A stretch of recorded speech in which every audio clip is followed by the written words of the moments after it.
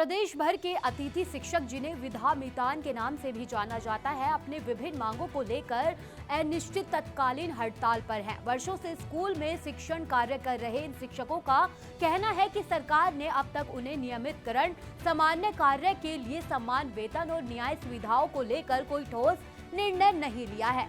इसी के विरोध में अब उन्होंने आंदोलन तेज कर दिया है। देखिए हमारी ये खास रिपोर्ट। कांग्रेस शासनकाल में 65 दिन लगातार हड़ताल में विद्या मितान के कर्मचारी बैठे थे, लगातार अपनी मांगों को लेकर डटे रहे, लेकिन कांग्रेस में इनको नियमित कर दिया गया। उसके बाद बीजेपी शासनकाल जब आया तो उसके बाद फिर एक बार गजेंद्र यादव यहाँ के जो शिक्षा मंत्री है उनके निवास के सामने यहाँ पर बैठे हैं। क्या इनकी मांग है? अपनी मांगों को लेकर यहाँ पे विद्या मितान के शिक्षक यहाँ पे अतिथि यहाँ पे पहुंचे हुए हैं। आइए हम उनसे जानने की कोशिश करते हैं आखिर फिर से क्या नौबत आ चुकी है जिसके कारण इनको यहाँ पे हड़ताल करना पड़ रहा है।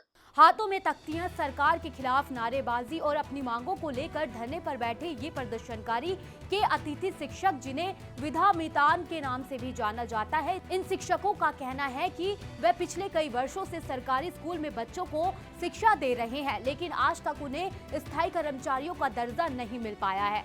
लंबे समय से मांगों को अनदेखा होने के कारण अब उन्होंने अनिश्चितकालीन हड़ताल का रास्ता अपनाया है। आंदोलनकारी शिक्षकों का कहना है कि वर्ष 2015-16 से हजारों अतिथि शिक्षक स्कूल शिक्षा विभाग में अपनी सेवाएं दे रहे हैं। इस दौरान उन्होंने केवल पढ़ाई का ही नहीं काम किया, बल्कि कई बोर्ड परीक्षाओं, उत्तर पुस्तिकाओं को मूल्यांकन, निर्वाचन कार्य, राष्ट्रीय सेवा योजना यानी NSS और विभाग के कई महत्वपूर्ण कार्यों की जिम्मेदारी भी निभाई है। इसके बावजूद उन्हें ना तो नियमित किया गया और ना ही सरकारी कर्मचारियों के सामने वेतन और सुविधाएं मिल सकी। हम लोग लगातार 11 वर्ष हो गए हैं सेवा देते हुए। हम लोग को नक्सल आदिवासी अंचल क्षेत्र में हम सेवाएं दे रहे हैं।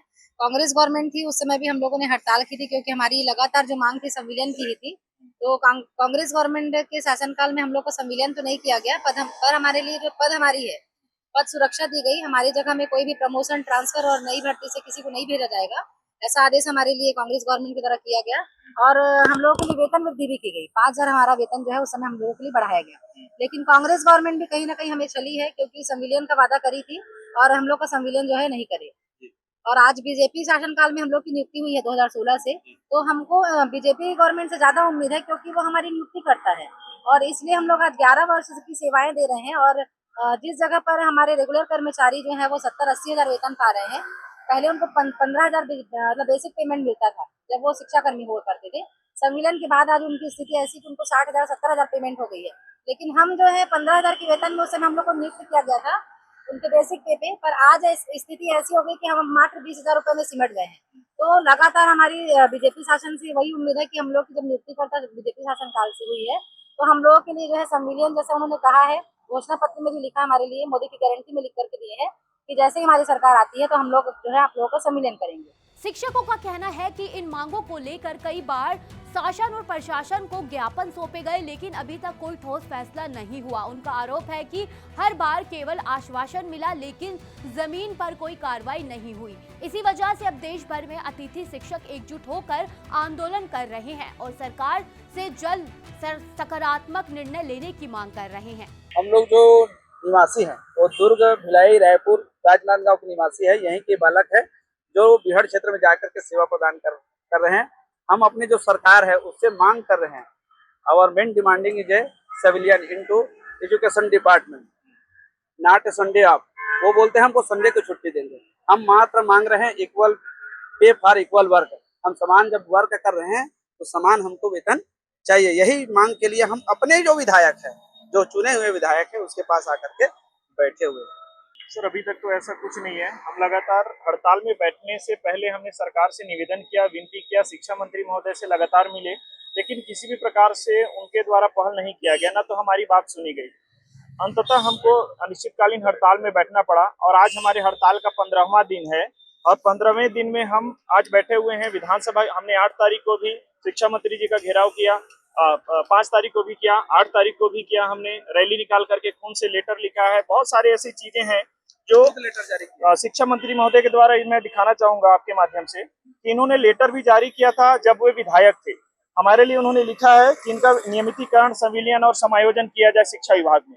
परंतु इतना लिखने के बावजूद उनके द्वारा किसी भी प्रकार का कोई पहल मंत्री बनने के बाद नहीं किया गया। सर, मोदी की गारंटी में भी उनके द्वारा लिखा गया है कि अतिथि शिक्षकों का 100 दिन के अंदर कमेटी बना करके इनका नियमितीकरण करना है, निर्णय लेना है, लेकिन सरकार के द्वारा कोई पहल नहीं किया जा रहा है। इसलिए हम आज सर 15 दिन हो गए हैं और कल 16वें दिन सर हम विधानसभा घेराव रायपुर के लिए निकलेंगे। अभी तो खून से लेटर लिखे हैं, क्योंकि सरकार हमारा खून 11 सालों से तो पी ही रही है और सड़क पर बैठने पर मजबूर कर दी है। अगर सरकार को चिंता होती अपने विद्यालयों की और आदिवासी इलाकों में जो आदिवासी बच्चे हैं उनकी फिक्र होती तो आज हमें ये नौबत नहीं होता। आज हम जो बाकी रेगुलर शिक्षक है या आत्मानंद के शिक्षक है उनके जैसे हम तमाम स्कूलों के जो कार्य है वे सभी कर रहे हैं, सारे डॉक्यूमेंटेशन हमारे पूर्ण है, लेकिन उसके बाद भी सरकार इस हद तक हमारा शोषण कर रही है, हमारे साथ अन्याय कर रही है। आंदोलनरत शिक्षकों ने चेतावनी दी है कि यदि सरकार जल्द उनकी मांगों पर विचार नहीं करती तो आंदोलन को और व्यापक किया जाएगा। उनका कहना है कि वर्षों से सेवा दे रहे हजारों अतिथि शिक्षकों का भविष्य सरकार के फैसले पर निर्भर है। शिक्षकों का ये भी मानना है कि यदि उनकी समस्याओं का समाधान नहीं किया जाता तो इससे न केवल उनका भविष्य सुनिश्चित होगा बल्कि प्रदेश की शिक्षा व्यवस्था भी अधिक मजबूत और प्रभावी बन सकेगी। प्रदेश भर में अतिथि शिक्षक अपनी मांगों को लेकर आर पार की लड़ाई के मूड में नजर आ रहे हैं।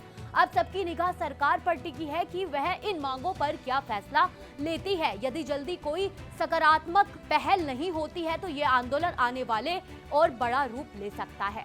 ऐसे ही तमाम अपडेट्स के लिए हमारे साथ जुड़े रहिए और देखते रहिए न्यूज़ इंडिया 24x7।